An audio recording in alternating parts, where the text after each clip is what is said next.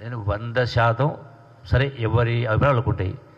నేను చూసిన దాని ప్రకారం అయితే 100% అవకాశం లేదు. నా అంచనా, నేను అందరూ చెప్తలేను.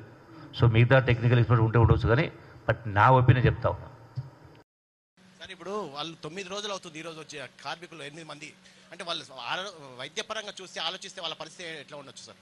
ఇప్పుడు రవి, ఇది అని మనం కాంక్రీట్గా చెప్పడానికి వీలు లేదు. అన్లెస్ అంటిల్ ఎక్స్పర్ట్స్ లోపలికి వెళ్ళి మొత్తం విశ్లేషిస్తున్న వాళ్ళు ఇచ్చిన నివేదికలు మాత్రమే ముఖ్యమంత్రిగా నేను చెప్పగలను. నేను అట్లా కాకుండా డాక్టర్ లాగానో లేకపోతే ఇతర నిపుణులలాగానో నేను ఏదైనా స్టేట్మెంట్ ఇస్తే అది తొందరపాటుతనం అవుద్ది.